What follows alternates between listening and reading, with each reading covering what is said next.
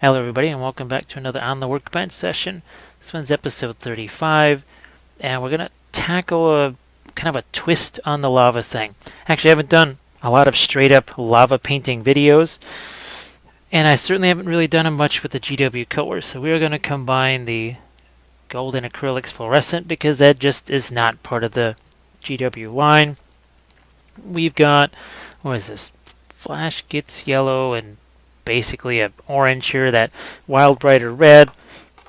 Then we've got a couple other things here, some other opaque lighter colors, Screaming Skull, Fenrisian Gray, and those are going to be mixed with some of these. We're going back to the contrast paints again, where we take these guys, mix them with regular paints, and turn them into semi-opaque.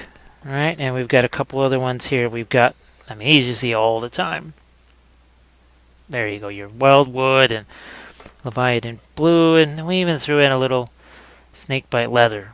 Now we've got a couple of figures here, and these are both going to need that lava treatment there. So we've got a typical cork base with a bit of the earth, I think it was, yeah, the earth paste down in there.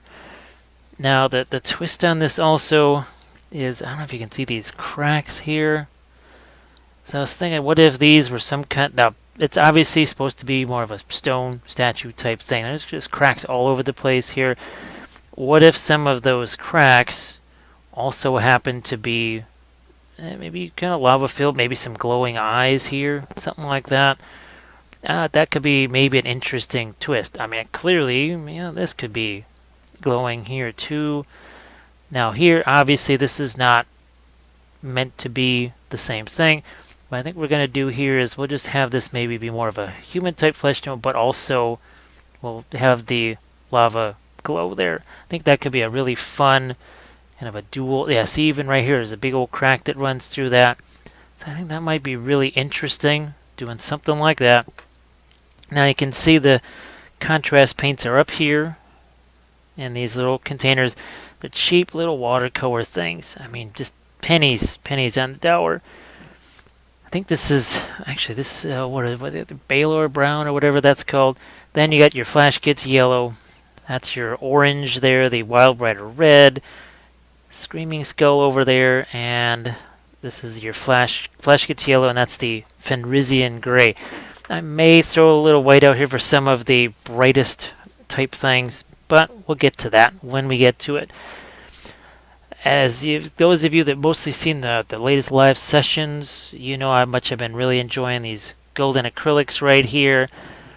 Even though they're watery like a lot of the other ones that I've used recently, this still actually covers, which is really interesting. I just did not expect that. I thought I was going to hate it, ended up liking it. So the wet palette here, for those that haven't seen it, just a Chinese food container. It's a chamois sponge that's a whole lot like this right here.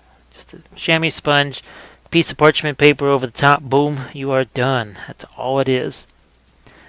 So what I'm going to do is get a glove on here so you don't have to be seeing the lights bouncing off of my skin. The first thing we're going to do is establish that glow. That's the most important thing, especially since we've got ourselves a lava critter here. But we also have to do some initial glazes here on this, since we're going to render this as a regular figure. It just makes a whole lot more sense. Okay, the way this is sculpted. So we're going to do some of those quick, again, some glazing on some of this and a few parts of the other one, maybe too, and we'll be right back with that.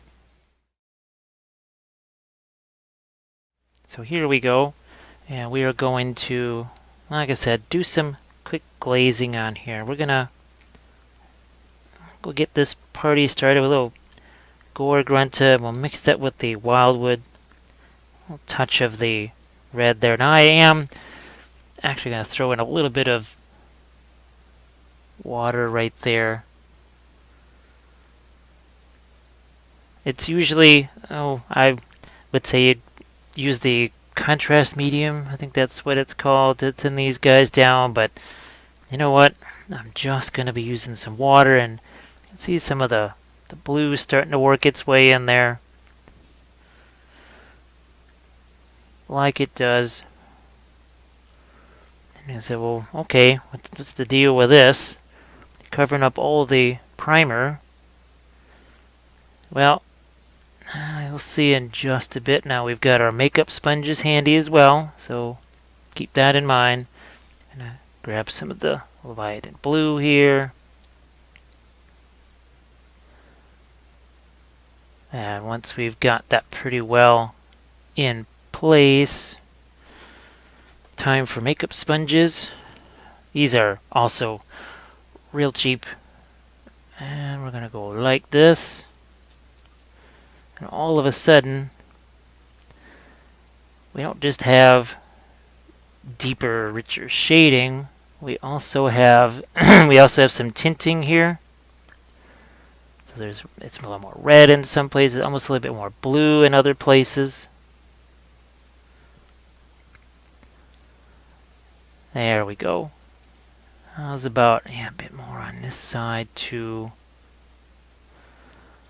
I really enjoy this method of removing the paint. It's kind of a fun deal.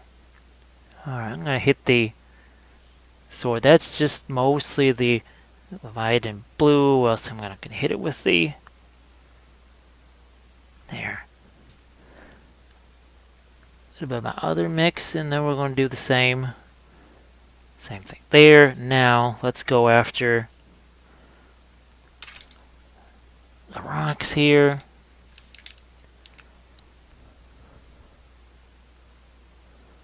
And that's a mix of the Leviathan blue and the Wildwood blue and brown makes black. Why would I need to buy a container of black when I can make my own basically bluish black? It's pretty dark. I mean, look at that, how dark that is. That is pretty dark. Now, as I work my way down to say where that lava is going to be, now I've got, I think that's the flesh tears red. And look at that.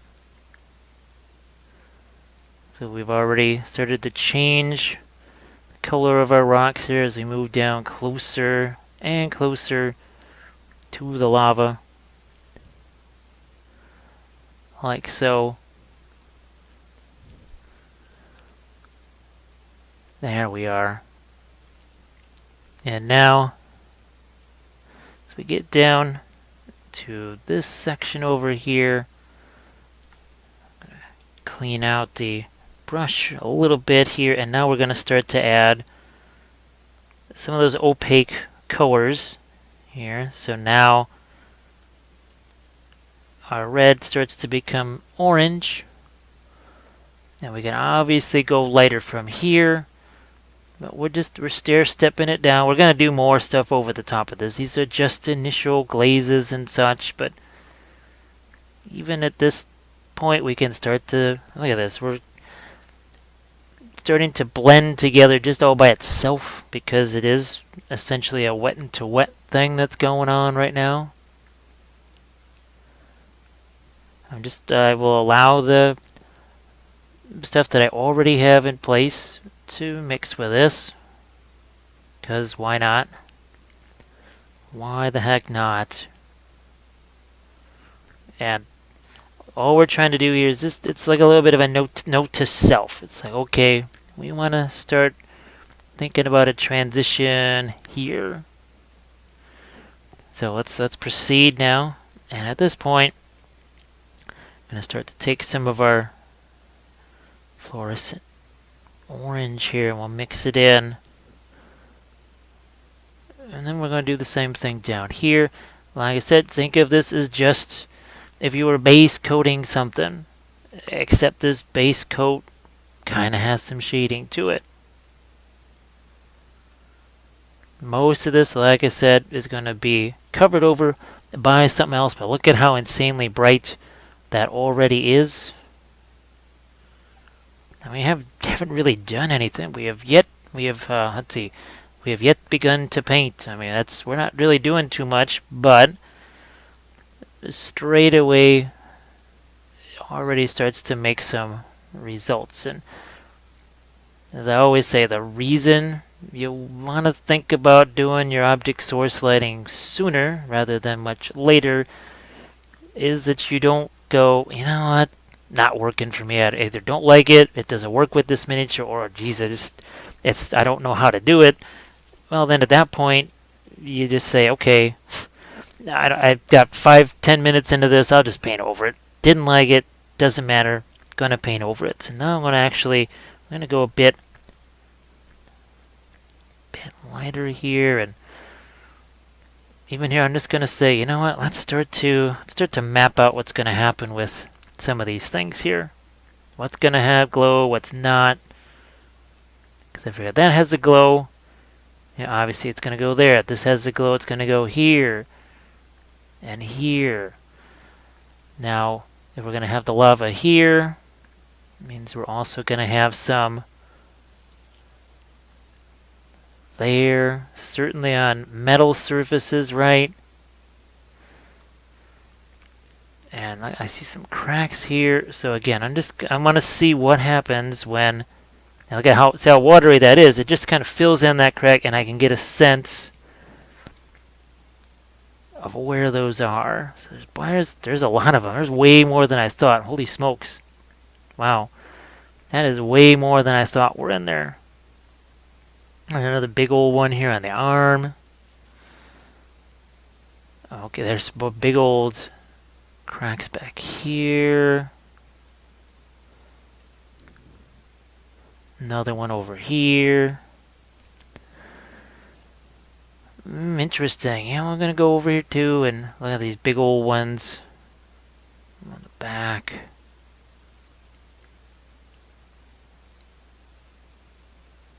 Okay. Yeah, even now, that's already making such a huge difference. So let's do the base in a kind of like we did with our original figure. Now the bulk of this figure might get in the way just a tad bit as you're watching this, but I think you kind of get the gist of what's happening here. And remember, all I'm after is mostly the top surface of a few of these things. And now we're going to go into our red over here and start to march our way down towards that bright lava glow. And all the while, we're just letting that mix in. Let that mix in.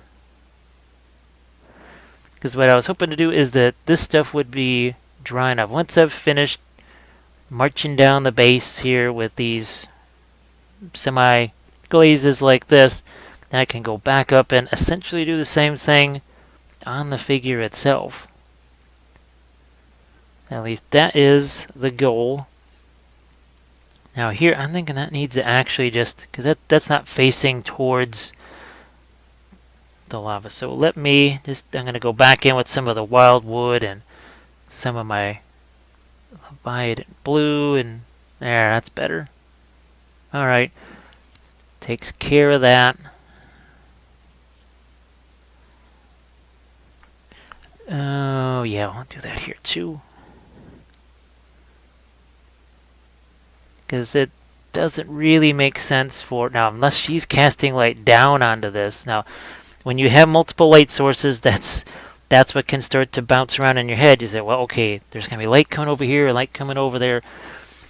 Sometimes you just got to pick a lane. You say, all right, we can only show so much of this effect. We'll show this much of it. But over here, it's a miniature. It is only, as big as this thing is, it's only so tall, only so much room for stuff. And that's where you just kind of say, you know what, it's only this big. Are people even going to notice that? That's another thing. I don't know if that's, I think in some of the army painting tutorials we've talked about that, where it's, well, is anyone really going to see? And there's that age-old story that I tell, age-old, it only happened last November, at a bolt action tournament, and I mean, I had invested a whole lot of time in painting these Fallschirmjägers, and the camo, everything, you name it, basically color-coded each one, and then someone comes up to me later on and says, oh man, I feel really bad, and I didn't know what he was talking about. We'd actually played in the last round, actually, at the second table. And he said, "Oh, I feel really bad. I should have voted for yours for that was a player's choice." He said, "Yeah, but I didn't notice you painted the eyes. You actually like painted the eyes." And I was expecting him to say something like, "Oh yeah, I didn't notice that you did the ambush camo and that you did 4 different types of uniforms to kind of represent that they were just sort of cobbled together." I thought it was going to be something a little bit more elaborate like that, and instead I was told, "Oh, you painted the eyes." And pretty much everyone else in the room just could tell that by standing 4 feet away from him. But this is every time you have to think, are people gonna notice this? And now I also direct this towards, I know there's folks that like to have things that are real subtle.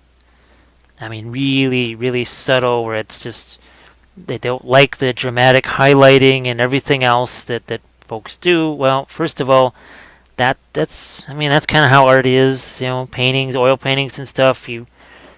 Now I know my oil painting teacher was master of middle tones, but for the most part, people love to see high contrast.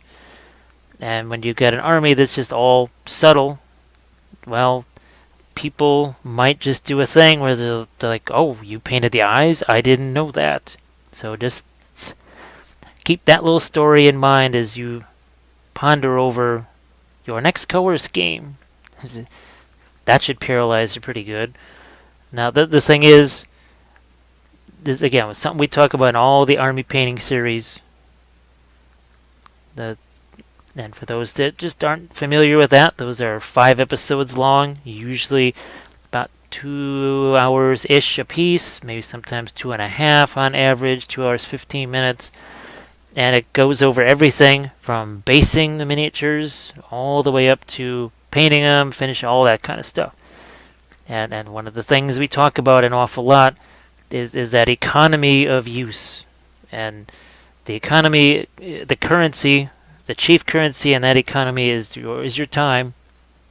See, look at, we can even start to, even this is wet, can already start to bring in some lighter values on that. Even at this very, very early stage. Look at that. We're clearly going to get much brighter, but guess what I'm going to do here is I'm going to transfer back to this one, because this is dry. Or mostly dry. And guess what we're going to do? We're going to grab some of our orange here, and I'm going to start to think about some, and then not a dry brush either, and there's plenty of paint on this brush. I'm just kind of sketching out where I think I want some of this light to go. On here. Think about the surfaces that are pointing towards the lava. Think about surfaces that aren't blocked by something else, by rocks or another part of the person's body or a cloak or any of those things. Which is why I'm going to turn this upside down here. And look at that. We'll just grab some of these. Like you do. Alright. I think on the underside of the eyes. Look at this. We got to get the underside of the sword. And you can see, look at this. It's already, we're starting to get some object source lighting. Think about this too. It kind of goes hand in hand with that economy of your time and all that. The other reason I started painting the object source lighting in sooner rather than later is because I would paint the whole thing and say, well, okay, now I got to get this object source lighting on here. And I would say, oh, yeah, I could have saved myself 10, 15, 20 minutes not even bothering to paint that because, oh, look, it's completely covered by the object source lighting. And I thought, well, that wasn't smart. So it's another thing to keep in mind as you ponder out, all right, am I going to do the object source lighting? Because people, I know that would just at first think, well, it's going to take a whole lot of extra time. Well, not really, especially because, see, we're doing it early. So right now I'm starting to go, yeah, I don't even need, there's a lot of things I don't need to try and paint with other colors that have nothing to do with the glow. And man, this is going to get a whole lot lighter. I mean, look at that. That's not even as light as the lightest glow can be. Now see, the feet not going to hit those quite as much because, well, you have to figure that the rock that she's standing on is going to block that, unless that's a really hot rock. And we're not going to do that. See, look at this. We can just see these little metal surfaces, gemstones. Those are prime places for reflecting stuff for sure.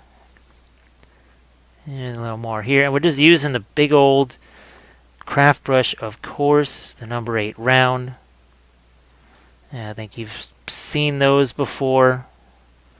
So we're going to look at really quick, boom, object source lighting, and that's what I really love about these golden acrylics fluorescents. Now, I normally, if you look at some of the older videos, you see I'm using, for the most part, the Vallejo fluorescents, because those seem to work the best. I've tried other ones.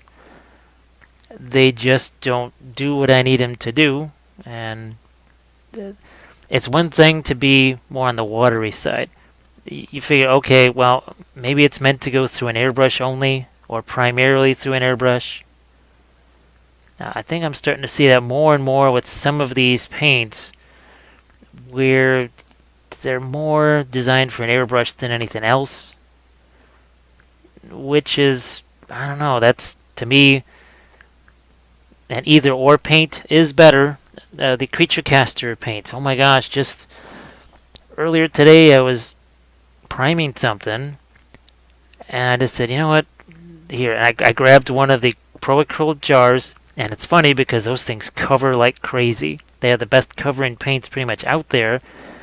I didn't thin it down or anything. I just shoved it into the airbrush. I didn't care, and it was coming out smoother than the primer, than the thinned down primer. This really thick, opaque paint was coming out of the airbrush no problem.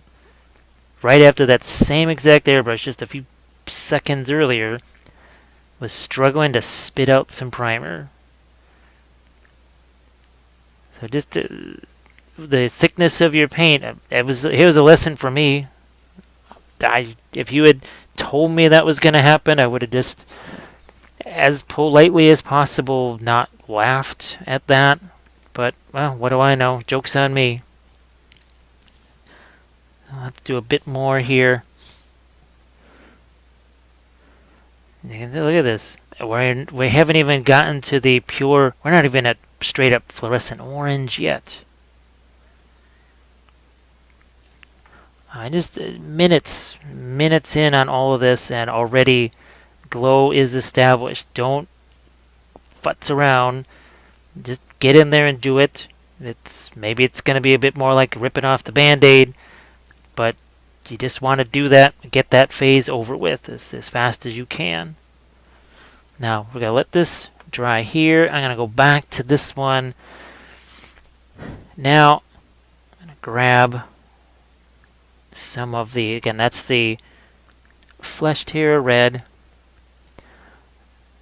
And we're going to do this in a different way, not necessarily with the wiping away with the sponge. I'm going to try and leave some of the cracked stuff in there. So you can see I'm just sort of gliding the brush over the surface here.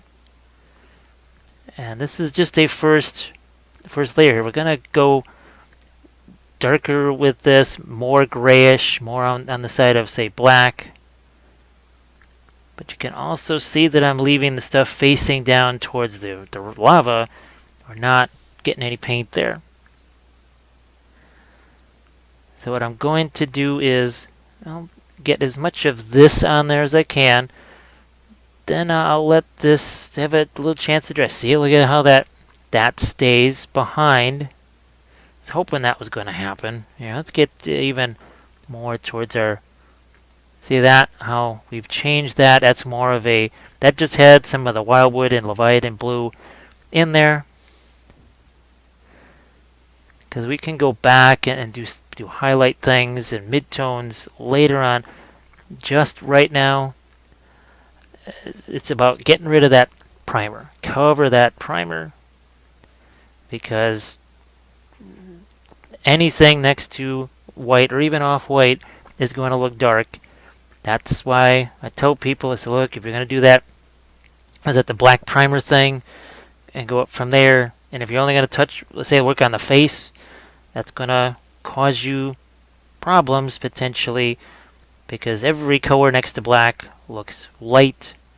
So you've painted your wonderful face on, oh gosh, Black Templar, right? So you primed it black because you say, well, it's a Black Templar, we should prime it black. You do that, and all you do is paint the face. And you got this really nifty face that you painted, looks great, all happy. Then you start painting that black armor around it, and your face starts to look real weird. Doesn't look like you started out with. You say, well, what the heck happened here? And, well, you painted your flesh tone colors right next to black. And what you did was you kept making your flesh tones darker, because that black kept making them look way too light. You say, whoa, it can't be this light. And then you started putting other colors on that black primer or whatever, or it goes reverse, let's say Imperial Fist, right? And you prime that white or whatever. As soon as you start to remove the white primer everywhere else, then your face looks too much on the opposite side of things. All stuff to consider. I'm not here to be dropping down rules on your head. These are just, it's like, have you ever thought of this? Did you ever think of it this way? These are strong suggestions, maybe we'll call them that, as opposed to just, you must do this or else. Try never to get into that. Now, there's some just laws of matter that just happen, and I'll say, look, you're just going to have to live with this particular law of matter here. It just happened. It's physics. It's the way light works. I guess that comes into play a lot. Oh my gosh, especially with things like object source lighting, the non-metallics, especially those two. Those are the two techniques, whatever you want to call them, where you're going to be headbutting physics and the way light works and that sort of stuff. Try never to get into the whole color theory type thing and color wheels. My goodness, whoever invented that color wheel, that's a horrible thing. All it does is confuse the heck out of people. Confused me. It massively confused me. So, see, look at that. You can already start to see, is this thing a finished masterpiece? Well, no. We've spent 24 minutes-ish on it. That's it. All right. So we'll just go here. So see, I'm going to put some of the Leviathan blue in there. What does it do? It doesn't just darken it down, but it cools it down. Because, we want that cool lava look to it, right? Now there's some other small cracks in this and such that I'll just have to do later on with some smaller brushes, and I think you know what I mean there. But look at this. Does it take that long to establish some pretty nifty shading here?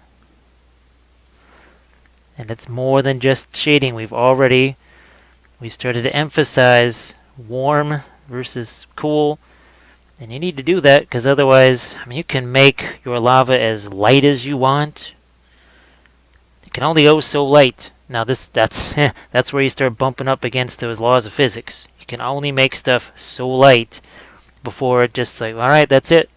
That's as much leeway as you've got. Well, if you do color temperature, that's a fancy way of saying, is it more red or yellow? So green, right? A typical sort of camo green, kind of a warmish green.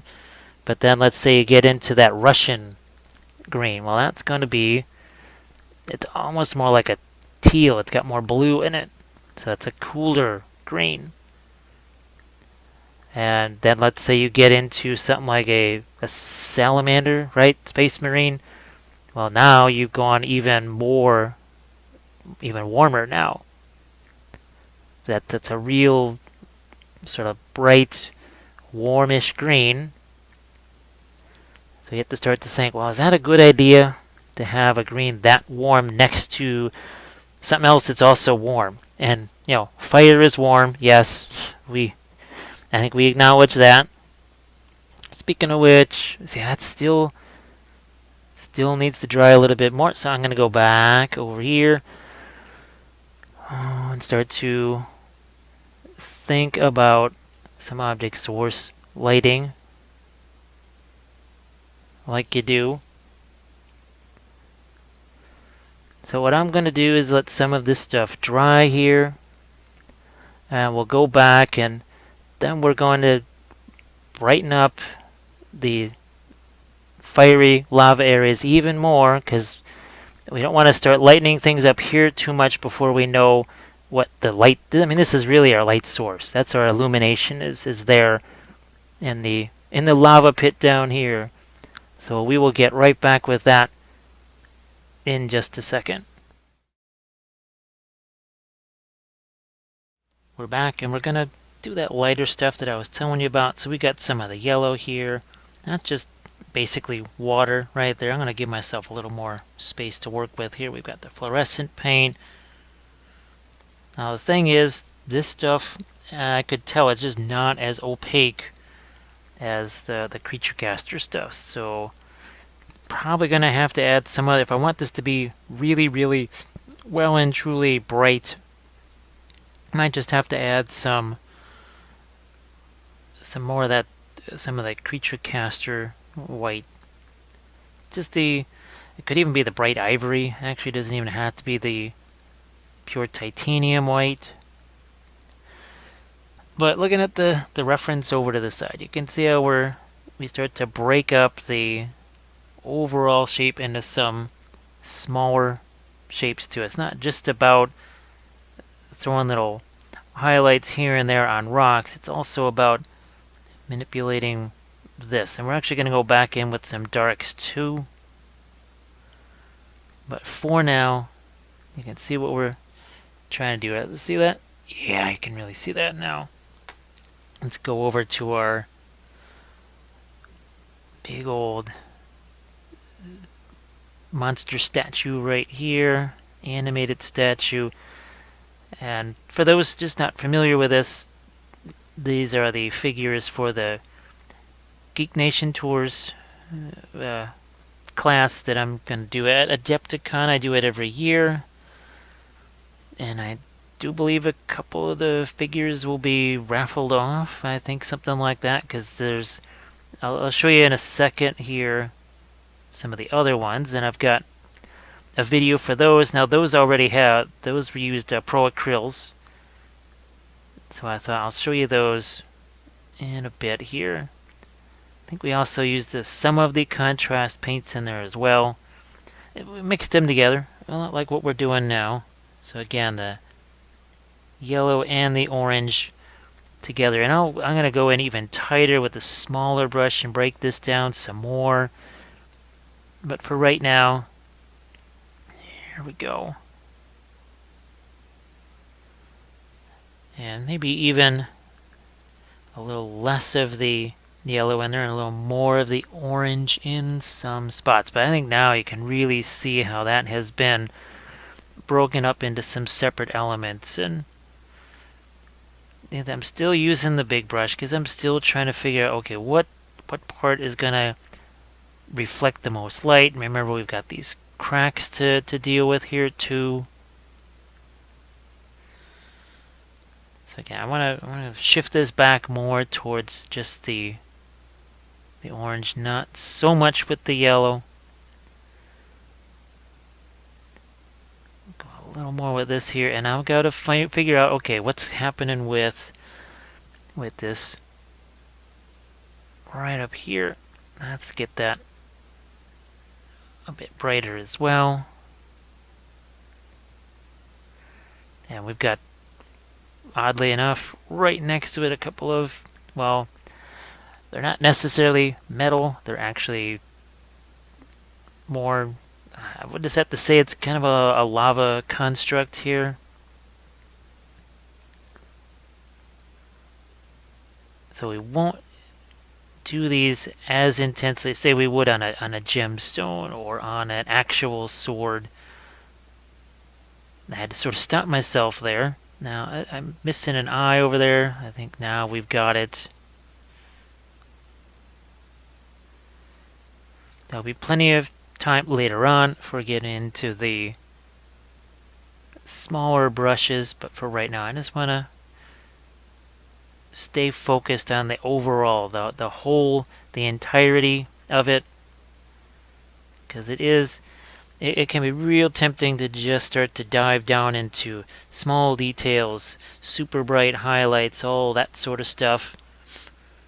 Now, I'm going to, like I said, I'm going to see what I can do here with a smaller brush. I'm just going to throw out some kind of white here. I just don't have any white GW paint. Let's see if I can just squeeze some of this in here. That's all. Okay, and just a touch of the fluorescent in there, and back to it. But you notice it's not a continuous line. We see where we break that up. We just emphasize a few parts here. Let's go back to the white, and you can see it there, even in the reference off to the left-hand side. You sort of break these. Basically, it's almost like plates, tectonic plates of, like mini tectonic plates. Well, super mini tectonic plates that are just they kind of break up and they cool.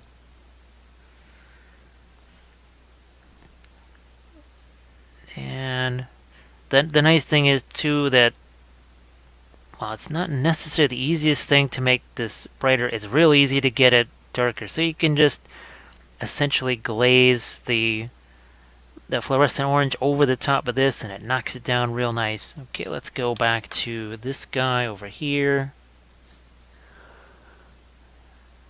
Like you do. Now these are actually metal, so we want to get ourselves some highlights there.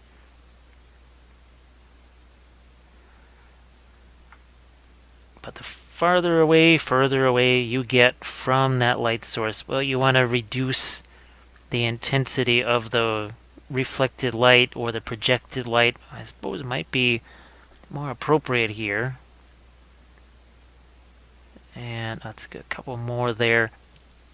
But I will go back to a little bit more of the, this is the orange and yellow together. And like I said, we can be a little bit more targeted now. And this is, because remember, this is going to be even more intense as we paint some of the clothes around it. Now here, I don't really want to get too much. Now, of course, the gemstones will be reflective, so I did want to get a touch of the lighter color there. Maybe on the underside of that sword. Just constantly trying to keep in mind what is it that's facing the ground, what is not. See, like even here, it shouldn't be a whole lot of super bright reflected things on the face because it's not necessarily just hanging right out over the lava.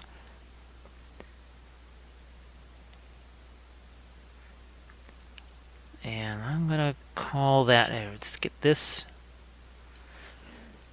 and then I'm gonna go back to that larger brush here. We've got our fleshed here red. Let's grab some wildwood.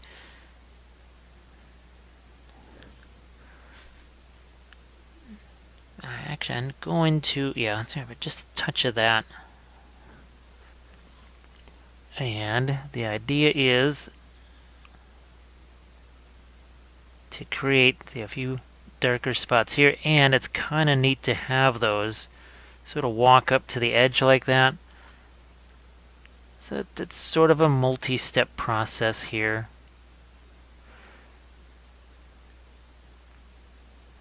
Something like that. It also makes the outcropping here like this be a little less just isolated. Now it looks like, okay, that it's part of some other broader formation. See, it's just a little more interesting than if it was all just the lighter color. I'm going to go one level lighter here. There we go. Yeah. And it's going to serve a double purpose. It'll be a dark over here on the floor of the lava, but then it's actually going to provide some lights over here on the undersurface, underside of the surface, whatever. Now let some of that more reddish orange sort of leak out in different places.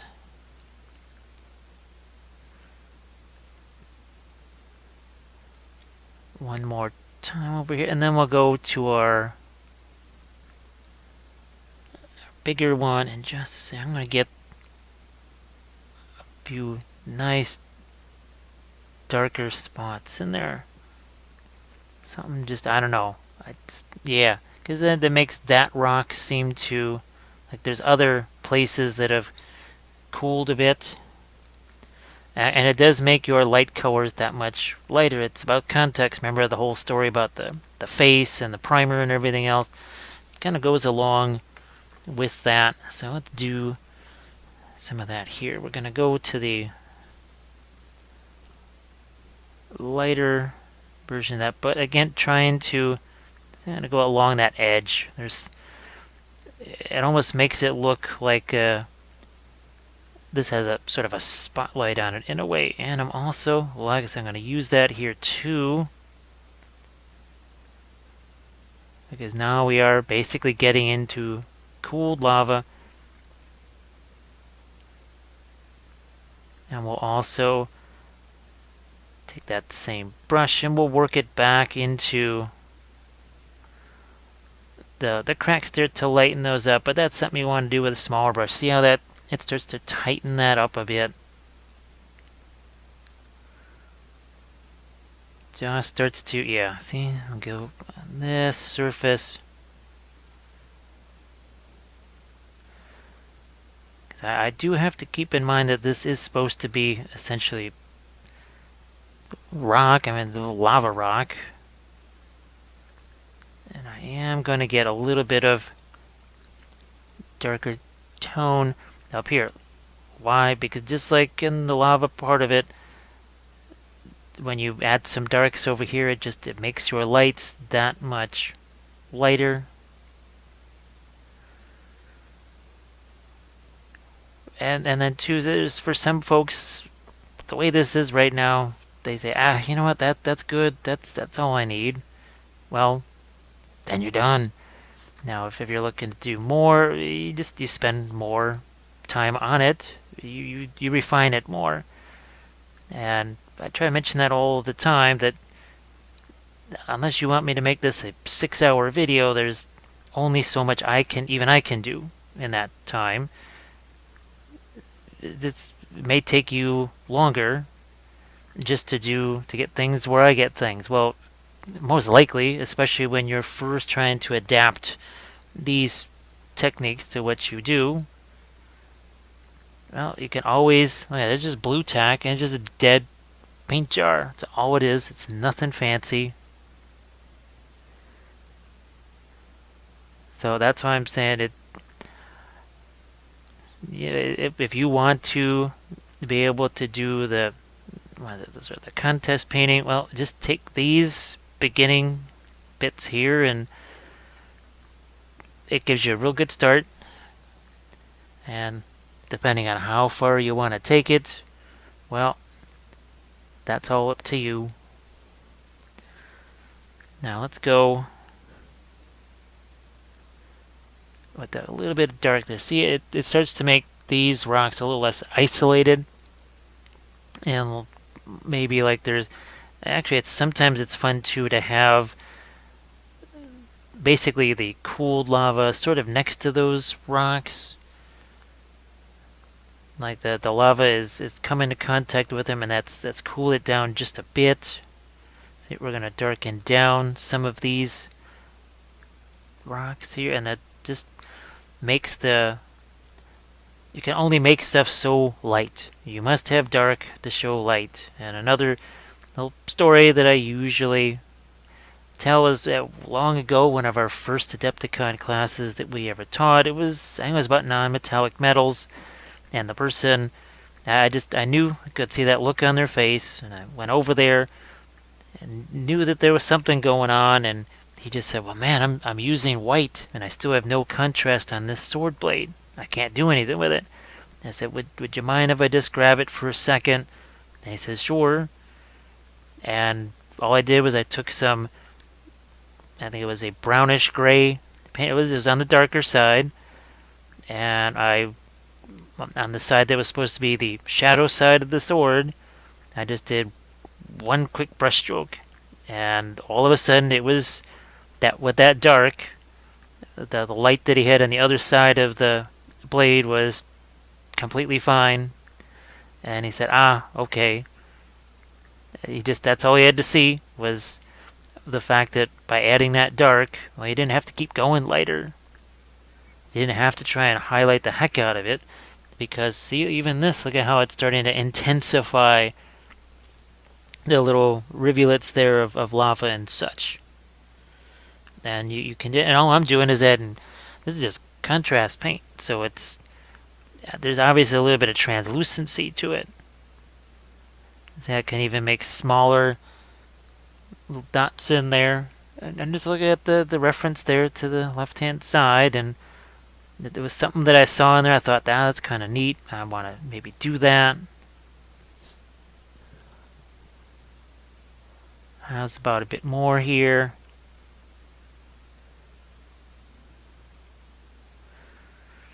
The top of this, though, I will want to maybe get some kind of bluish gray in there, but look at see how we darken that down, and all of a sudden that starts to just look a little bit more on the molten side. Again, you want to have light, you gotta have dark, and it goes the other way around too.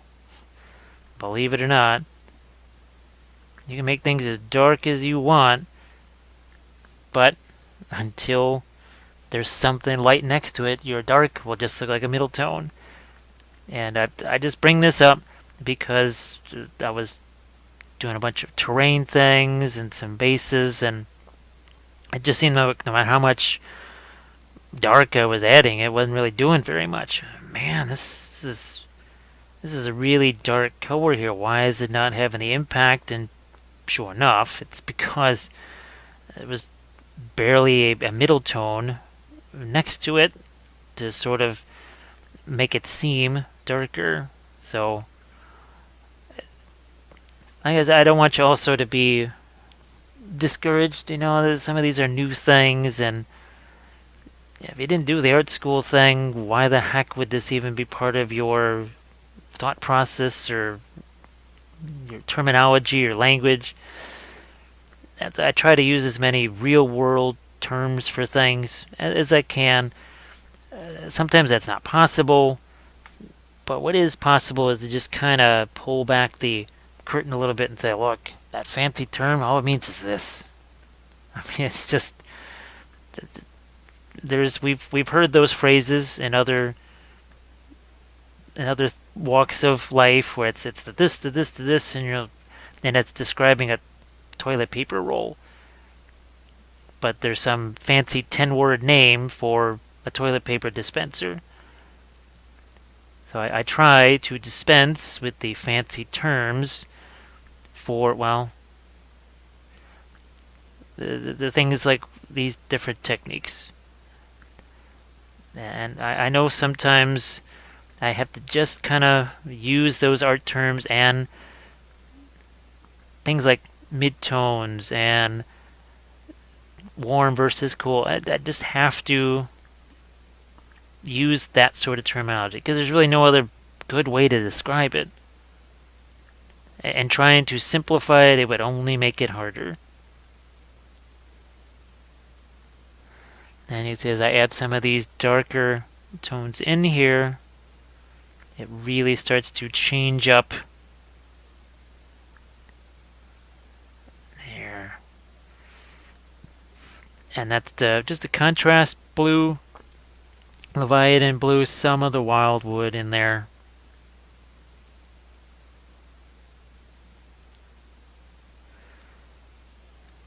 Now on the other side of that here, let's just get some of this red and hit the other side of that because we've got plenty of.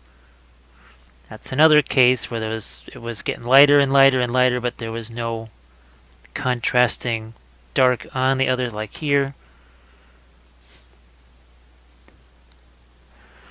So these are both metal miniatures. The other one's a one piece. This one, the multi-arms. Fortunately, each arm is actually just one piece.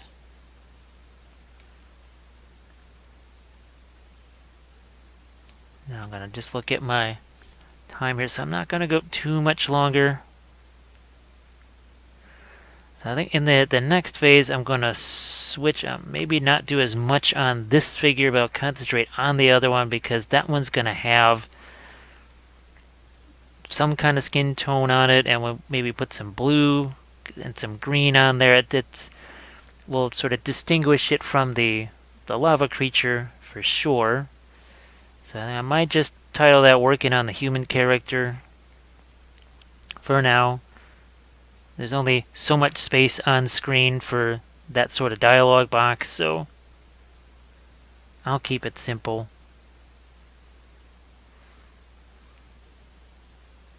And yeah, we need some darks down here too. Again, the dark brings out the light.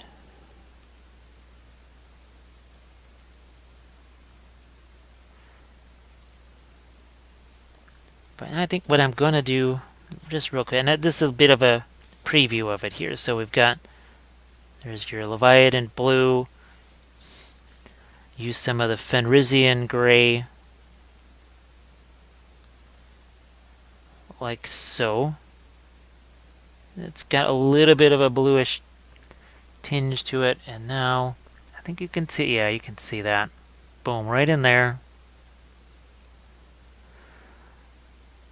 It gently pushes this what is obviously cooled rock here away from the lava colors just a touch. It almost gives it more of an ashen look, and this outcrop will do it here too.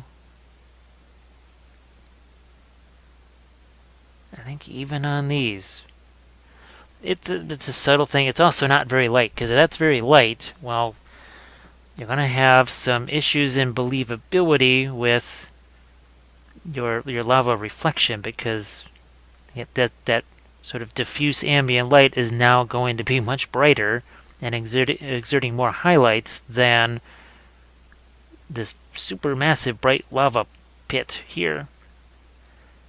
Now, as I add a bit more of the Fenrisian gray, it gets a little lighter. That's going to go some parts of these sword blades. They will get a little bit lighter too, but remember, I can only lighten these so much, because otherwise you're just not going to have much of a lava glow if you do. Always have to be aware of that. Now, I can still go lighter with the lava glow. There's no doubt about that. Or even more intense. That's the other reason for the fluorescent paint. You say, well, why didn't you just use those oranges you got? You got that orange and that yellow out there. There is nothing that gives it the vibrancy that the fluorescent paints do. It's just, I've tried it. I've put them next to, well, you can see it here. There's this orange. That looks almost brown compared to the fluorescent orange. It's just, it is what it is. Essentially, the fluorescent paint lets light kind of pass through it so efficiently That it just, whereas every other kind of paint has some sort of, there's a little bit of white in there or whatever, and it traps some of the light. Does it let it bounce back out again off the surface? And that's where we get into kind of the physics of all that stuff, and I'm not going to get any deeper into it, but we asked someone who was a chemist, and we said, so what is it about this paint? Is there a chemical thing? What is it that gives it this luminous whatever? And he said, I don't really see anything special in there. Because he knew paint colors as well. And he said, yeah, it's a paint, but I'm just looking at this and I could just see it allowing that light to transfer through. That's why this torch light, look at what it's doing. It looks like it's an LED light. Oh, and by the way, we can get a whole lot lighter than that. We can get a whole lot lighter. I'll show you right here. So I'm just going to get some water on that. This will be the last little doodad right here for this. So let's make it even more into, you might not even be able to see it. But this, think of the colors that are there. The brightest thing is maybe a 3. Now I just put a 2. I haven't even gotten to the brightest color yet because we haven't mixed really that much white in here. Just enough to kind of get the ball rolling. Look at what happens here as we... smaller brush, and I'm going to definitely go smaller than this brush too, but just look at that. The difference that makes already. Just everything... It gets a little bit sharper there now too. Here, let's get some of that into the eyes. And some of the cracks there, I will have to just sort of subdue those a little bit more maybe than they should be. Because otherwise it just is not going to translate very much. There'll be too much going on. So you have to almost do a little bit of triage there and decide, okay, how light can I go with this before it maybe starts to interfere with other things. So I got the cracks over there.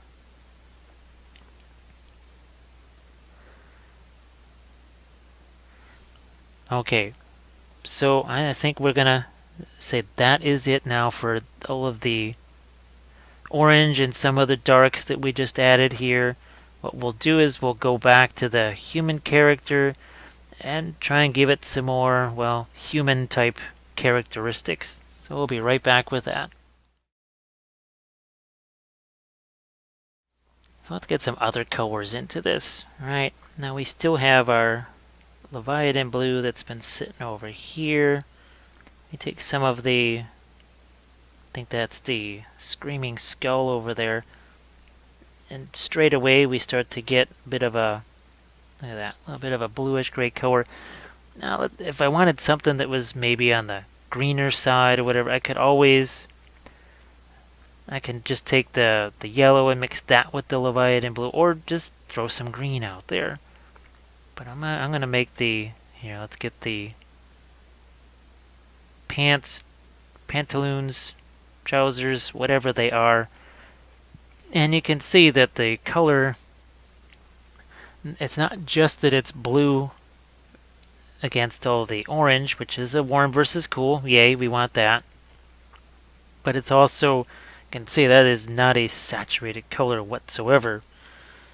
Now, I don't want it to get too great, so I'm actually going to take some of my white in there.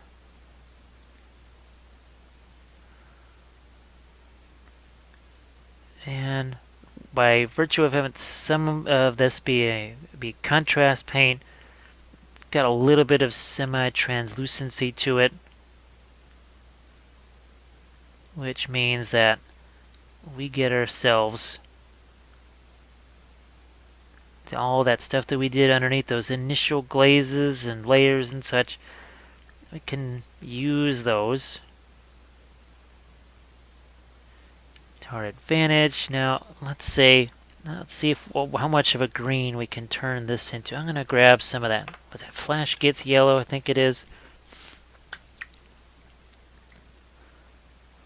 I'll just throw a little bit of it here, and let's see what kind of a green we get when we mix that and the Leviathan blue. So we still get a green. It's maybe not the most vibrant sort of jade green or whatever, but it still is green because, well, yellow and blue make green. That's kind of how it works. So let's pop some of that right here. Now, of course, here, that green that looked kind of, yeah, a green, not terribly bright or spectacular. On here, yeah, that really shows up. I mean, as soon as that hit this thing, I'm like, whoa, I was almost ready to start toning it down, which is kind of hilarious because on the palette, I was thinking, boy, I might have to put some green out here to brighten this thing up, and well, no need for that. That's for sure. I'll even maybe get some of it into there too, but that is, and it's also pretty darn dark green, and yet it looks like it's a highlight. It looks lighter. It's all about that context. It's all about the context. And I can just see we can use it a little more. Yeah, make that a bit lighter. But again, we have to, eventually we have to say, okay, how light is our lava glow going to be over here? Well, how much lighter can I make this green without completely overtaking the brightness of that lava glow? Like I said, it gets even more tricky when you got multiple light sources. And just imagine multiple light sources of different colors. Because I think the record for light sources on one figure, for me, it was something that was kind of covered in glowing gems. I think it was 17 or something. It was a larger figure, not huge, not terribly huge, maybe dreadnought sized or whatever. See, look at as we add some green in there, starts to really, this whole thing starts to change around. We haven't even added any skin tone yet, but I think I'm going to go with a darker skin tone perhaps. In any case, you'd have to darken the skin tone down. You can't have a pasty white skin tone here. The skin just going to be cast in shadow by the glowing light. This is why you have some of the folks that the robe is white and then the so-called reflected light is darker than that robe by a lot because they keep thinking, well, the robe's got to be white. And they don't quite realize that, well, sort of white-ish. It can be a very light color in comparison, but not be white, but still look like white. I always say it just registers as. That's why you hear me talking about the purple and green together make a gray. And people say, well, wait a minute. And sometimes you just put them next to each other. And people say, well, wait a second. That's not gray. Because they're thinking dead gray. They're thinking black mixed with white makes a gray, and that's the gray they're thinking about. And me, I'm going beyond that now. See, we're going to use some of the white in here now, because if I keep using that yellow in there, then it's gonna warm up the green so much, then there won't be any separation with things like your lava glow there. So this really transforms. And it's just a couple minutes, right? 6 minutes. That's all we've spent on it. And these little bit of brush strokes here, look at the difference that it makes. And we didn't have to add any new coat, except I threw the white out there, yes. But that's something that pretty much everybody has. Now, of course, it's the one GW color I don't have. That's, yes, irony there. I'm assuming that it's probably white scars, whatever now at this point in the renaming of everything. That's probably still the same.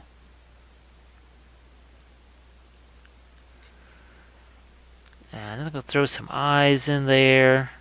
Going to start throwing some lighter on that metal there. because this part of the blade is facing most towards where your light is. Going to, because I'm just gonna say whatever these little guys are, we'll just make those some type of a gold or whatever.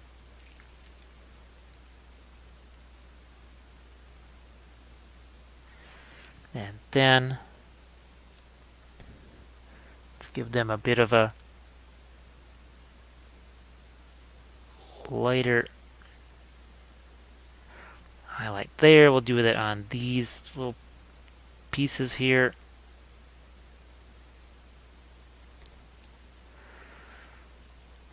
And remember, I can always knock some of this stuff down. If I feel like, yeah, we went too far with that or whatever, I can always knock that down.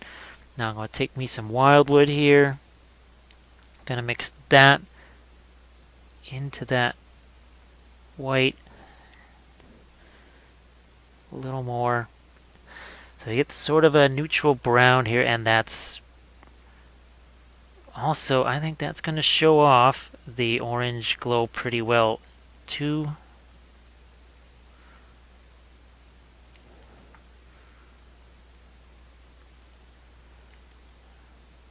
I want some of the glow on the face, but not a ton. Okay, here's her hand over here.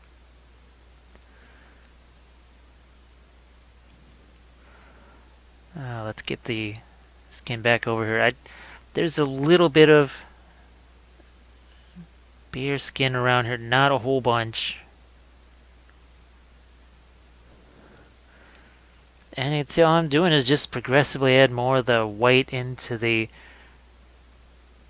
wildwood there. I could also switch to, say, what's the yellowish color there. I could also go with, what's that? I'm gonna avoid using the reddish color that I used in the lava for obvious reasons, because as soon as we start doing that, well, it'll kind of get pink anyways. And we don't necessarily want that.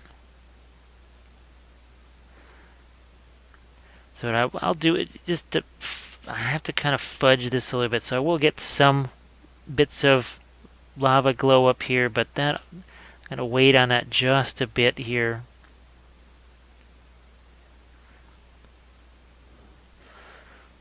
So I will take, okay, there's some of the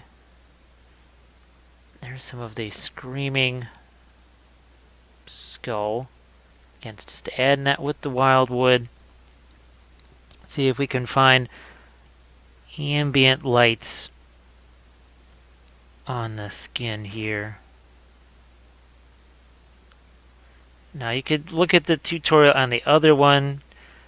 I don't even remember what kind of skin that I did on that. But it's going to be different than this because this is influenced, like I said, by the necessity of making the lava colors be as pronounced, or the light coming from that lava as pronounced as possible.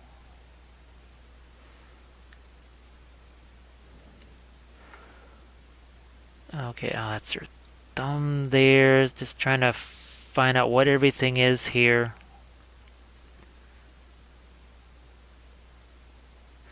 And I might just go one more level lighter in just a couple of spots. The nose, mouth. This hand's gotta remain as dark as possible. As soon as I start to highlight the heck out of that, I'm just gonna lose. Like I said, we'll lose whatever all the light had given me there. Now let's take the white and the Leviathan together here.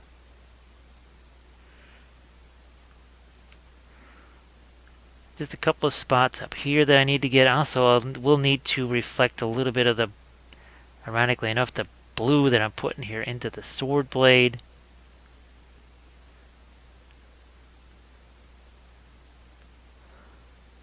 And you can see as that blue starts to, look at right in here,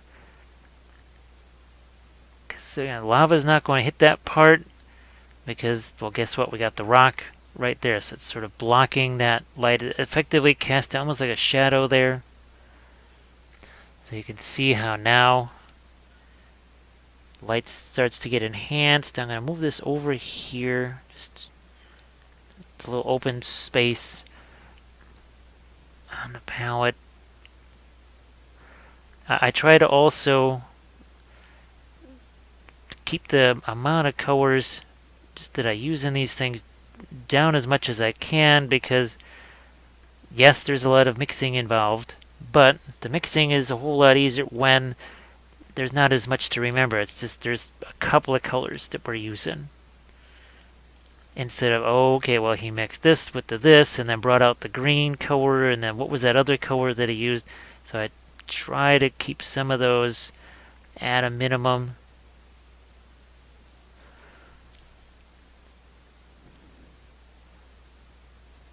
And just, I have to decide how light does some of this stuff get here. Like the highlights here on the pants, because they can't be, I can't stress it enough, I don't want those to be lighter than what the lava is projecting. Now in the final stage, I know we're only 13 minutes into this, but that's where we'll go back and we'll really do that, maybe some shadows to bring back a bit of dark in some places, and then we'll really try and finish off the lava, get those lightest lights, which we always hold that kind of stuff to the very end. There's just a very important reason for that, because if you jump to those brightest highlights right away, it's like going to the end of the book and then wondering why none of the other chapters were interesting, because you done found out how it ended, and that's that. What the mystery is gone. So I do it like, well, here, okay. Let's take, go even more with the Leviathan blue, make an even darker green, because I could add lights here, but you know what? What it really needs is darks. And it's sort of a semi-glaze right here. And all of a sudden, boy, that brings, yeah. Huge difference. Huge difference. As I could keep going lighter and lighter and lighter, and it would be like the guy with the sword. And I'd say, what? Something's wacky here. Something not right. Nope. Sometimes you just gotta turn things around and go in the opposite direction. If you're going lighter and lighter and things are making less and less sense, it's probably because you need to go darker.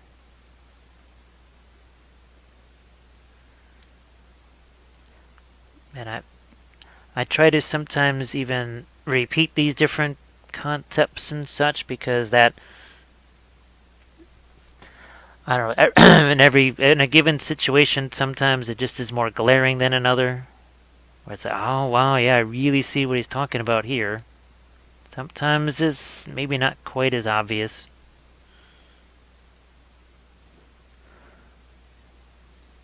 So I'm actually going to take the green right there. It doesn't really look like green. It's certainly not going to necessarily look like green to the people who are checking this thing out. But I mean, I just keep looking at this going, wow, I really have so much flexibility here as far as how light I can go with this. Because I've generated lots of good darks for starters. Got a pretty solid value to that. Think of it as you're building a house or whatever, a building. You are not going to start with the windows and wallpaper. You're going to, it's concrete, it's rebar, you build a foundation, and you go from there. It's about a couple more light areas here. But I'm going to save any adding of the lighter lava type things. We'll save that here. I'm going to add Here's some of that lighter green again.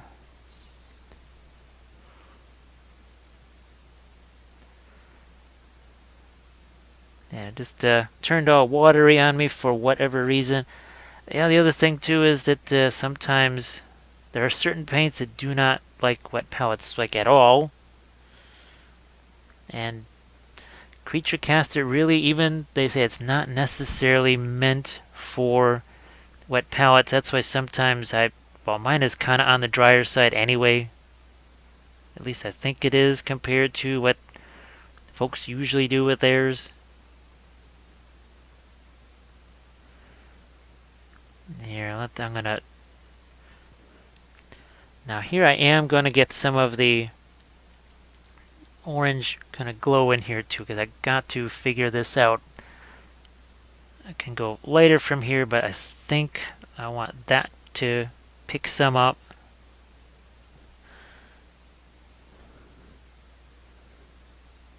Maybe some on the cheeks there a little bit. Maybe a bit over here. I'll try and put some eyes on this too.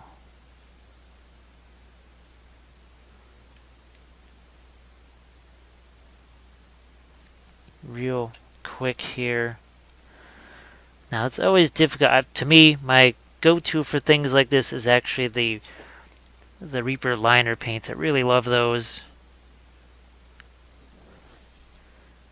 Makes this so much easier.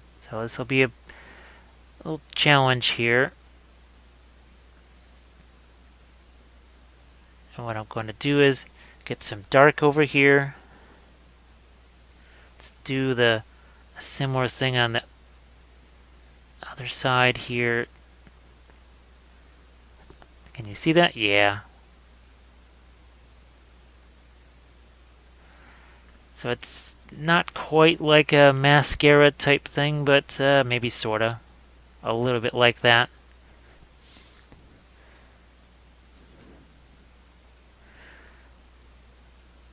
I'm just going to make sure I've got... Again, I'm going to try and reinforce some darks there.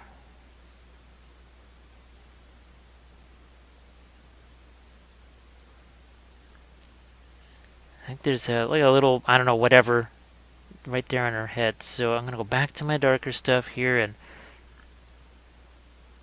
let's see if I can give it some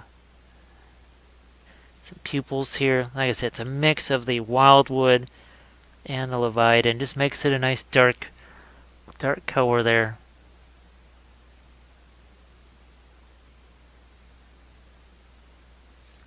So there's one. And you notice it's connected to the upper eyelid as much as possible. You also, I guess, try to give a little bit of an expression too on these things. And sorry for my voice. It's when I've been talking this much, it just starts to do that. So I apologize. Not much I can do about it. I can drink all the water I want. Still not going to make a difference.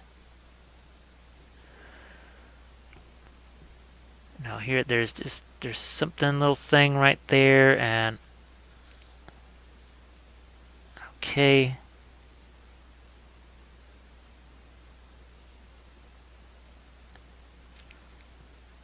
I'm just gonna get the underside of that. Now these swords, they are a little bit on the fragile side, so for the folks that are actually going to be getting these at AdeptiCon, just something you need to know about. Not necessarily more or less than any other sword, but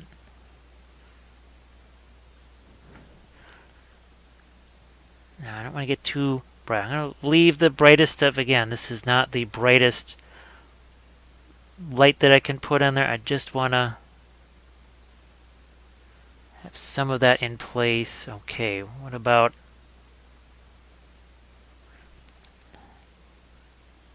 Just grab a little bit of the...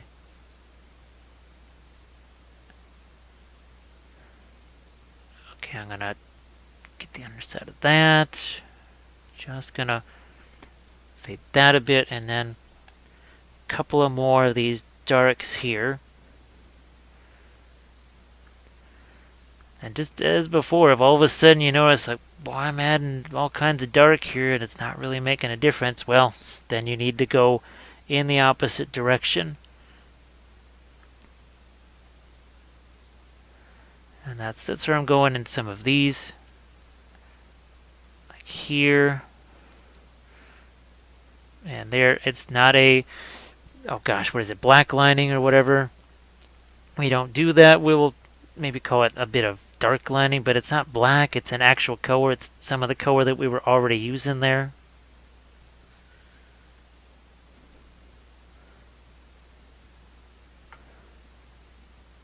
And yeah, see, again, just by virtue of a bit of adding some darks in there, we get much more.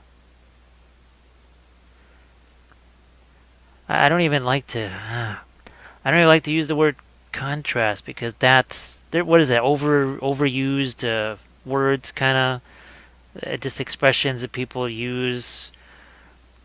And what's the thing that people say when you're trying to get yourself one of those critiques or whatever? It's, oh, the make it pop. It's like, what does that mean? And just here in the last few minutes of this segment here, so okay, now we got green, we got the blue starting to work its way in there. What happens if we go like that? We still have all kinds of strong lights and darks. So this is something you can do with any of your miniatures, right? You take your phone, take a picture of it, and you can kill the saturation just like this on your, I'm sure any phone has some kind of, well, what would you say, editor or whatever, right? Go into your phone editor, kill all the saturation, make it black and white. That's going to tell you, your phone will tell you, make it pop. It's, well, how do you make it pop? Well, you need yourself some more lights and darks, or you got plenty of highlights, or yeah, you could really use some darker shadows, or yeah, well, you can, and I guess it doesn't necessarily, when you're looking at your picture like that with the saturation taken out, sometimes if you're just doing like a straight up color contrast, a red versus green, they're just as light or dark as each other, right? But yet they're still going to stand apart because one is green and one is red. Now, when you kill your saturation like that, well, that's going to go away. So it's not always a horrible thing, but you probably want, when you go all black and white like that, you want to still see a hefty amount of light versus dark and some shape. So the reason why this held together when we went full black and white is because the foundation was strong. It was nice and solid. So just something, again, to keep in mind. And it's a fun little exercise, and it's not hard to do. And at this point, basically, anybody can do it, because pretty much all cameras do exactly that function. So give it a shot. See what happens. Alright, so now what we're going to do is move on to that. I don't know, it might take a couple of segments to get through the final bits of working through all of the brightest lights here of our reflections and glows and everything else, but we'll get to it next. So we've been talking a lot about midtones. Let's see what kind of midtones that we can get in here. And we've already got some of this Leviathan blue stuff. I'm going to maybe go even a bit darker / ashen with that. And this is where, because there's an awful lot of red in this. Now I'm going to go with some cooler colors, just like we did on the human character.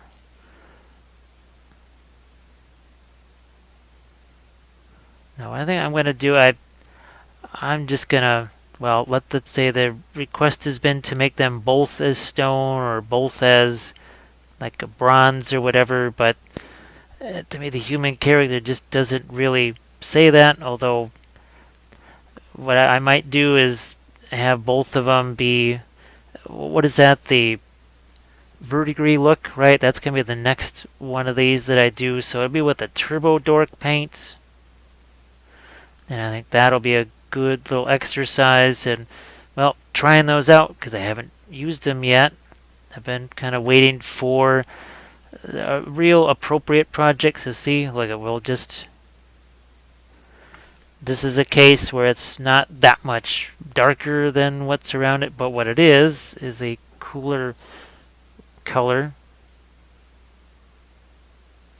I think we can even put some of that right in there, and that makes that spot just stand out a bit more.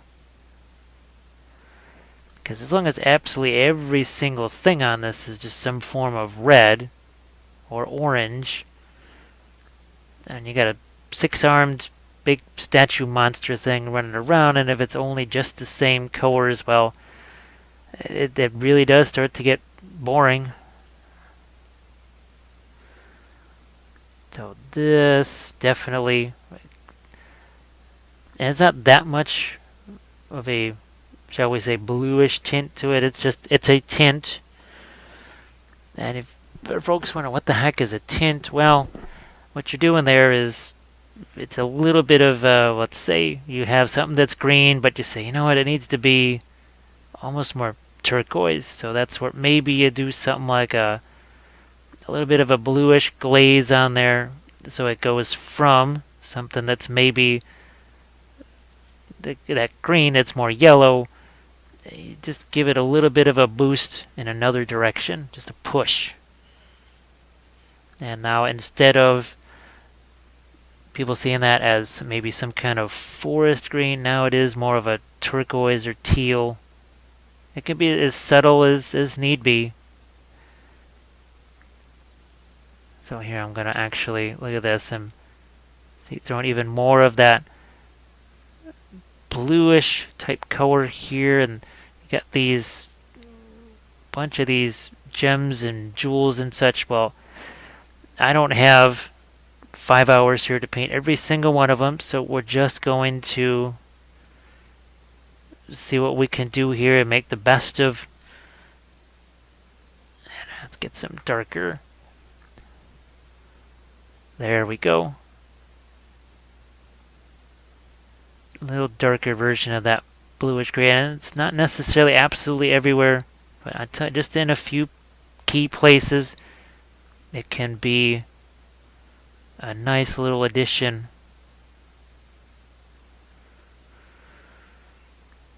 Like even here, you know, as much as we want it all to have the orange glow absolutely everywhere, sometimes you're better off, like here, even start maybe a little bit more ashen, more like stone, and less like it's just another kind of skin tone. And I'm not wiping out what's underneath that either. It's just, this is kind of in addition to that.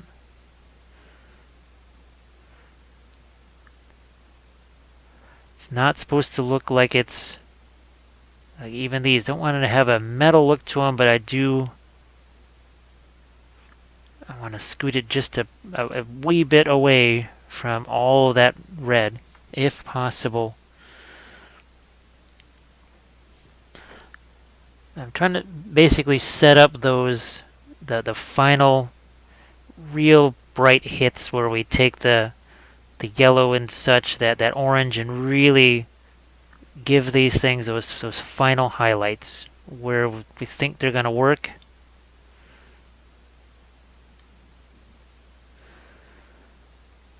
Just going to get along that shaft of that weapon there. So these, like right here, those doesn't necessarily make sense for those to be red, because where's the reflection actually coming from there? So, but I'll probably also then go back in and maybe darken some of that down. I'm just thinking about places where it's so far away from where the lava is, or just pointed, again, away from it, kind of directly away from it almost.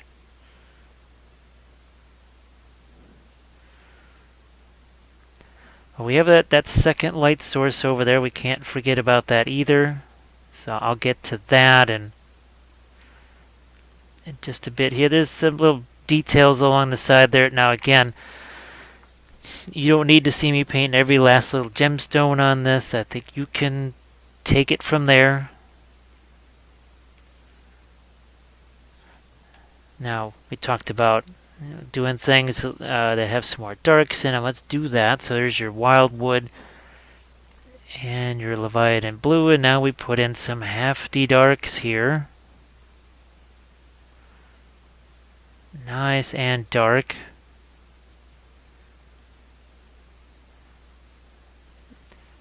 I'm going to put some here around on the headdress here, because there are actually, it's not just one straight line, but it was easier just kind of divvy that up into separate bits. Now I'm also going to try and add some, see, a little bit of extra dark around where those cracks are.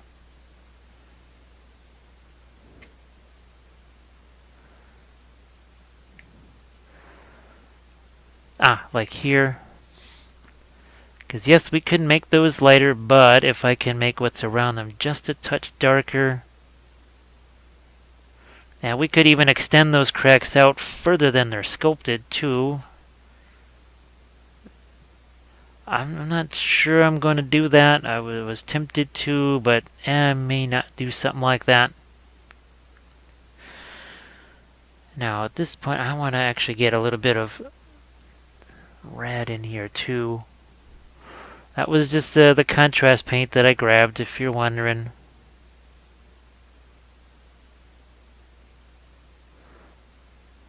And we'll just, yeah, see, we're gonna get some extra dark in there, and then before I put any kind of lighter color in here, I'm actually gonna darken that, because by darkening this, it's going to make the what's in that cauldron be that much lighter.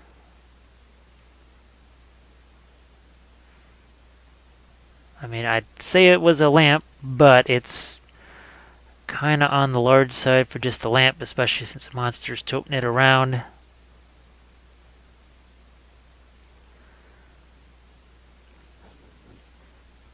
Let's get some separation here too.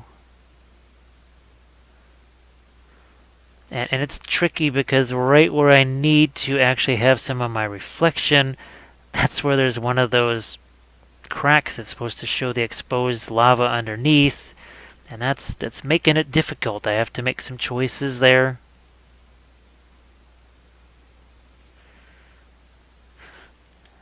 Now, I'm going to go into this, right, and I'm going to get some under here. So it's by no means the lightest light, but I see I've got to get some lighting from underneath here. Maybe the lava doesn't technically reach up that high, but for interest's sake, I do think it actually needs it. Because there's a lot of complex things here going on with the face, and I think I just need to lighten that up a little bit.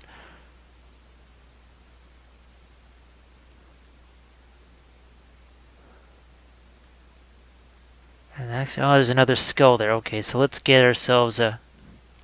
even realize that.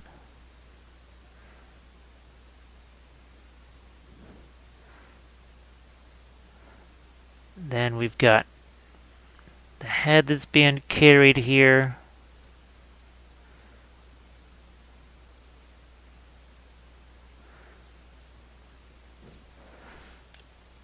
Now I'm just going to start to go into maybe some of these.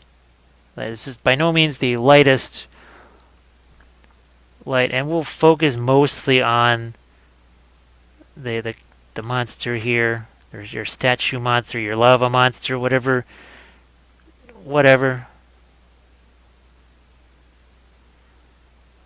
Now, I'm not really up on all of my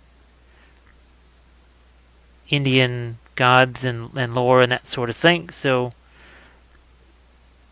I'm just gonna try and finish this thing. And that is by... Now I'm not working to the lightest of those lights yet, but now I'm going to start to grab... Here we go. That's going to be a little bit lighter too.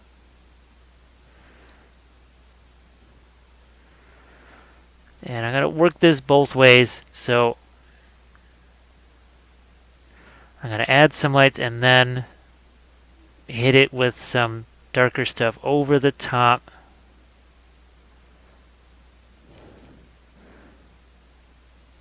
I also need, right in here, this needs to be more intense there too.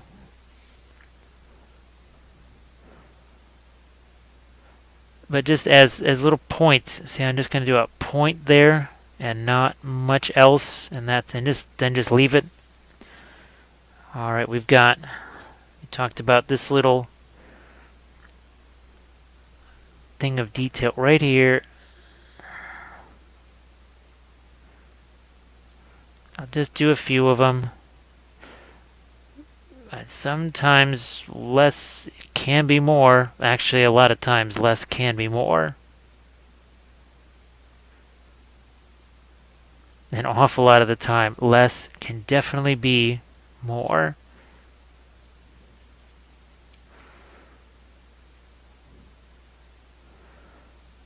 Where are we at? I just want to make sure you can see it. Sometimes when there's, especially with larger things like this, it can be easy to sort of spin it around and out of the frame, or just at an angle where you can't see what the heck's going on.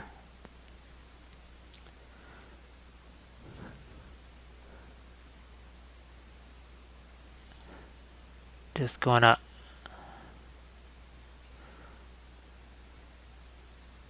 get some there. I don't know. I've just been playing around with the idea of, well, does that, how much of a part of the statue is that thing? Or is it just being held there? Is it just a head? So I haven't really determined that just yet. Who knows? I may determine that even after the video here.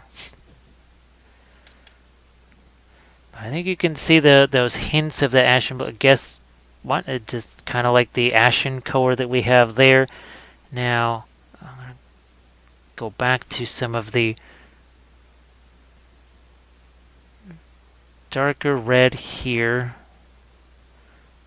Again, to try and make some of those cracks stand out a bit.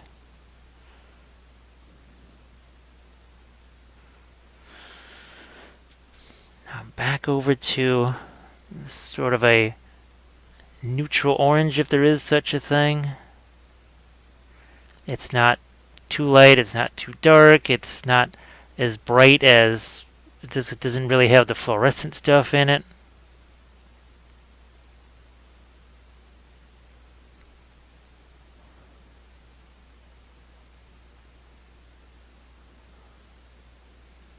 Alright, some more here. Now I'm going to see if I can't steal a little bit of the white over here and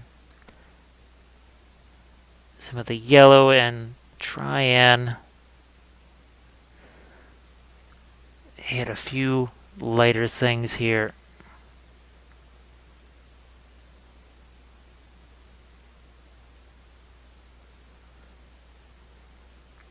Again, we've got these little gemstone type things here. Do you need to see me paint 100 of those things? You see a couple, you kind of get the idea of just how light they're getting to be.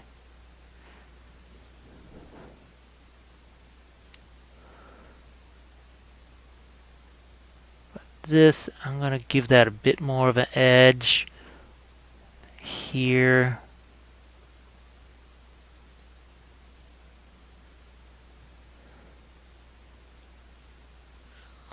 so. And then it needs right there. So we just drag that across.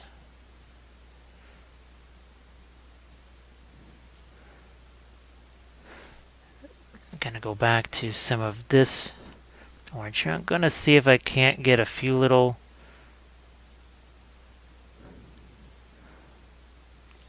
Let's see, on the toes here, I'm thinking those are going to pick up some of the lava glow.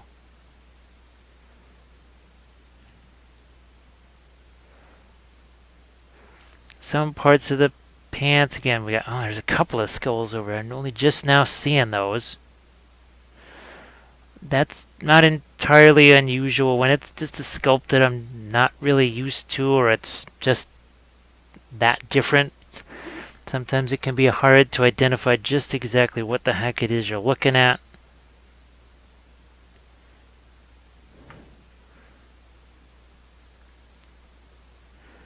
And every sculptor has their own style of sculpting things, so and it can be as simple as, okay, how do they actually sculpt a pouch? You'll be amazed at how many different ways there are to sculpt a pouch, apparently.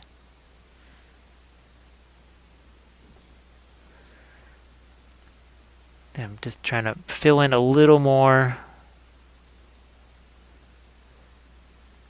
Some of these cracks, trying to make them, especially around the head here, because that's just a good spot.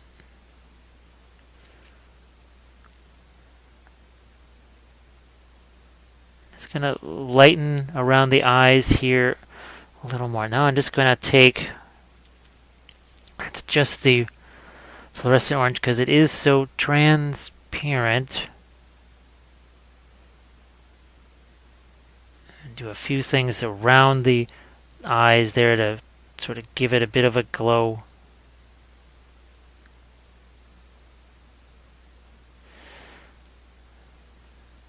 I always thought of that as being like some kind of weird, like a beard or something, but I guess it's, I don't know if it's a beard or a tongue. I can't tell.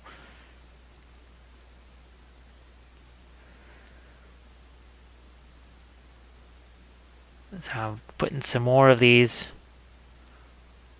Again, lights where I think some of the lava glow might hit it. But here's where it's sort of just fudge things a little bit. I don't necessarily want it to look so much like a metal blade, but I still want to hit that there. And then this edge also needs there. That was just missing something.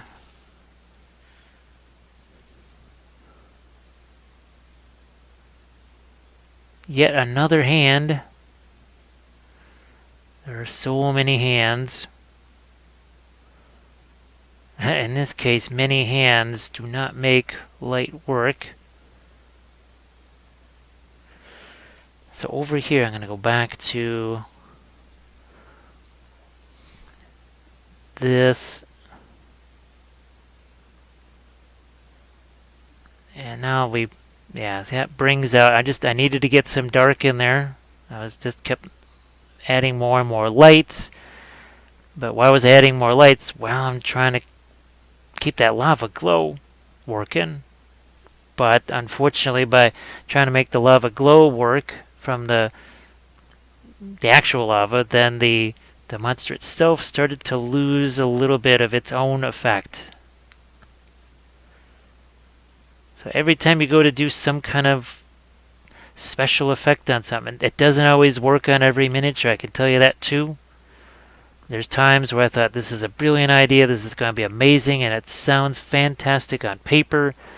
Then I got to the miniature, and the miniature said, nope, you ain't doing that to me. That is not going to work here. And it's disappointing, to say the least. But sometimes that's kind of how it goes. So it can happen. Just we're all our own worth critics. We're all our own worst critics. Sometimes you just have to give yourself just a little bit of, what would you say, benefit of the doubt. Because sometimes things are not just going to work out the way you want them to. Believe me, that's pretty much been this entire week. Pretty much nothing has worked the way it was supposed to. Had all these things, yeah, okay, this should work. And actually, it was things that should have worked. And pretty much absolutely none of them did. And no matter how many hours I spent trying to make them work, they did not. And it was very rough because I just started thinking, well, okay, maybe I just don't know anything about this. And then I realized, no, it's not necessarily me. So always make sure to just give yourself a little room to grow there. I know instant gratification is not fast enough.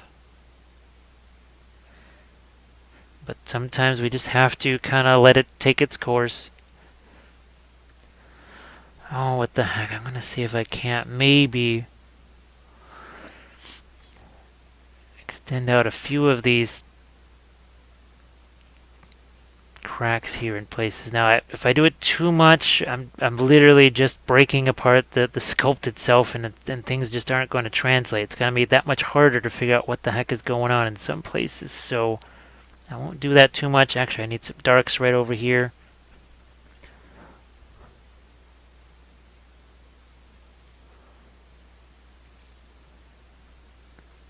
There.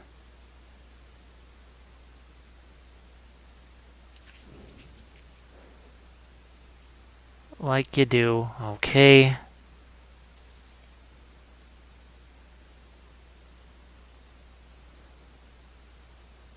Some more, a little bit of shadow right here. I was trying to do something because it looked like there was a crack there, but it's better. Just gonna be better off with that darker. It was just getting confusing. There was too many areas of light and dark, and as I'm looking at it, I can't make up my mind what the heck that's supposed to be. So I just said the heck with it and made it something else.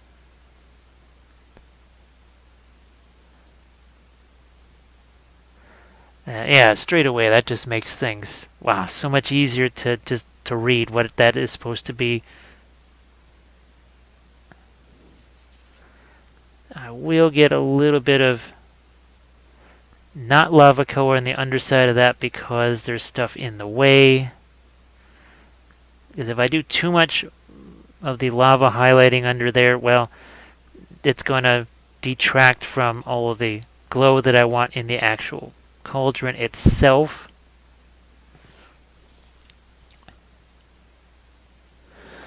And you can see I've kind of wandered back into the blue there. But I will find a few other places for darks. Actually, the dark is going to give me more separation than if I could add. Sometimes adding dark is adding light. Well, that's a phrase I wish I could remember. That's t-shirt worthy.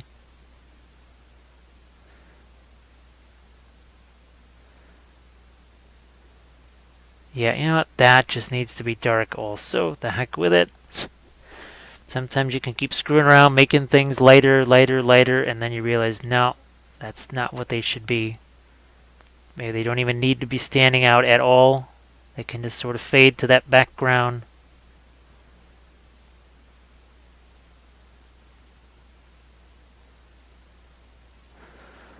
Now, do I need to? Yeah.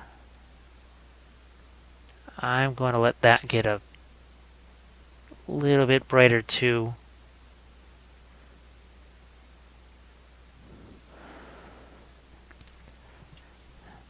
So I just want to say thanks for watching this here. Now, if you're not a patron, there are, well, now at this point, if you do the Army Painter Pledge level, that's going to immediately dump now probably closer to 320 hours worth of video links in your painting lap. Plenty for you to check out at, like I said, the Army Painting series. There's, geez, well, actually starting 18 now. 17 is one that I'm working my way through. And it covers every 40k, Sigmar, Warcry, Lord of the Rings, Bolt Action, Song Ice and Fire even. So there's plenty. There's everything includes the basing part of things. And I try to do something different in each one. Some are in oils, some are in acrylic. There's even the Necrons in metallics for those that don't want to be dealing with non-metallic stuff. So I think there should be something for every taste in there. And even if it's not a 40k video, what's to say that, okay, you want to do ultramarines? Well, if there's an awful lot of talking about how to do freehand or a lot of stuff with blue that's like an ultramarine blue, well, guess what? Not every single thing that you paint will just be ultramarines, so maybe it could be handy to know how to paint some other things. So we're just going to get, like I said, these final couple of lights in here. But thanks again, everybody. Now, if you want to know when I do those live sessions that I'm always talking about, it's not enough just to subscribe. You got to hit that all notifications bell, which of course I just forgot myself yesterday to hit that. I subscribed and didn't hit the all notifications and then didn't get notifications. So you do want to hit that bell there, and you drop a like on this video. That's always good. It keeps YouTube happy. Definitely keeps YouTube happy. Here's some more. Again, some final lights in a few places here. If it's too light, I'll just knock it down because I got all my colors right here, so we can do that. See, just boom, take that down a little bit.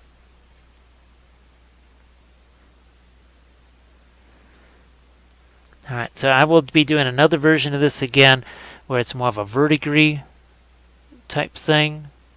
And we're going to be using, it'll be in metallic, so we're going to be using the Turbo Dork metallics on that, and probably maybe test out the liquid pigments from Green Stuff again, because those were interesting on terrain. Then we get to see how they're going to work on a miniature. So we'll catch you then. Here, let's grab our posing characters here. Yar, look at that. Yar, go after each other. Do it. Thanks again, guys. Catch you next time.